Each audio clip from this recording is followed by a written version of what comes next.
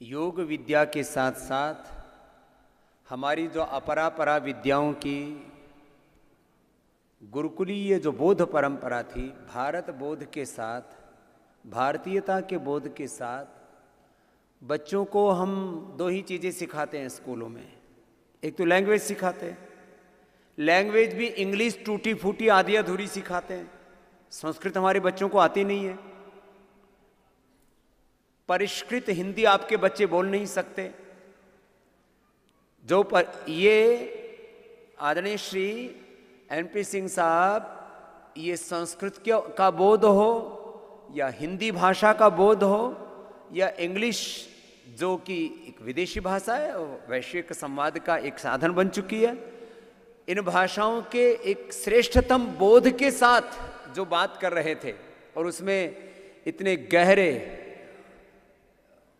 लोकतांत्रिक वैचारिक स्वायत्तता और स्वतंत्रता और अलग अलग प्रकार के जो तत्व हैं हमारे सांस्कृतिक इस यात्रा के, उन सब के संदर्भ में जो गूढ़ हमारे भारत और भारतीयता के बोध तत्व, उनके बारे में आपसे संवाद कर रहे थे। हम अपने बच्चों को क्या सिखाते हैं? हम अपने बच्चों को सिखाना चाहते हैं लैंग्वेजेस, जिससे कि वो पूरी दुनिया से संवाद कर सकें और पूरी दुनिया के ज्ञान विज्ञान के आदान प्रदान की प्रक्रिया में भागीदार हो सके। बोध भाषाओं का बहुत ऊपरी स्तर पर, बहुत सरफेस पर हमें बोध हो रहा है भाषाओं का भी। दूसरा क्या सिखाते हैं अपने बच्चों को? हम जो भी इंग्लिश स्कूलों में भेजते हैं, कॉन्वेंट स्कूलों में भेजते हैं, इंटरनेशनल बोर्ड हैं उनके स्कूलों में भेजते हैं, विषय का बोध माने साइंस, मैथमेटिक्स, फिजिक्स, केमिस्ट्री आदि अलग अलग प्रकार के इस समय के इस युग धर्म के बारे में, science, technology, innovation, invention.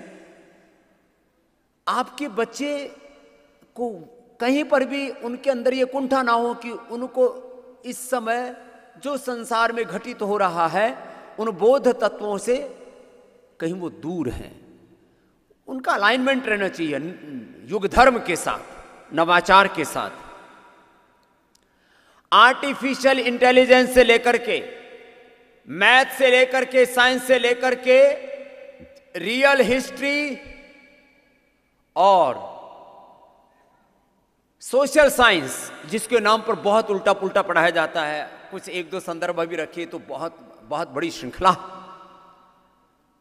Social science और रियल हिस्ट्री से लेकर के, रियल सोशल साइंस से लेकर के, मैथमेटिक्स में भी वैदिक मैथमेटिक्स से लेकर के, और साइंस में मॉडर्न साइंस के साथ में वैदिक साइंस का समावेश इस भारतीय शिक्षा बोर्ड के पाठ्यक्रम में है। तो आपके बच्चों को जब श्रेष्ठतम पाठ्यक्रम मिल रहा है, आधुनिकतम बोध मिल रहा है, भाषाओं का श्रेष्ठतम बोध मिल रहा है, और इसके साथ उनके भीतर स्वाभिमान, उनके भीतर शौर्य, वीरता, पराक्रम, उनके भीतर के व्यक्तित्व को, नेतृत्व को, उनके भीतर की चित्त चेतना, आत्मा को के जागरण का बहुत बड़ा पुरुषार्थ सन्निहित है। ऐसा भारतीय शिक्षा बोर्ड है। तो कुछ लोग ये आज भी वक्त कम था, अभी भी वक्त की जो घड़ी ये कह रही है कि अब पूर्णता की ओर हैं हम। तो कुछ लोग ऐसा समझ रहे थे कि भारतीय शिक्षा बोर्ड में खाली संस्कृत तो नहीं पढ़ाएंगे, खाली वेद तो नहीं पढ़ाएंगे। वेद और संस्कृत तो उसकी आत्मा में रहेगा ही। और आप जब अपने बच्चों को हम मातृभाषा सिखाएंगे, तमिल, तेलुगु, कन्नड़, मलयालम, ओडिया आदि, हम अपने बच्चों को जब अपनी राष्ट्रभाषा हिंदी सिखाएंगे, संस्कृत सिखाएंगे और इंग्लिश में भी जब भाषा का बोध के साथ उनमें तत्व सिखाएंगे, तो वो उनमें हम पूर्ण अपनी भारत और भारतीयता का बोध, सनातन का बोध, तो उसमें अंतर्निहित तो होगा ही होगा। उसके लिए हमें अलग से प्रयास नहीं करना पड़ेगा।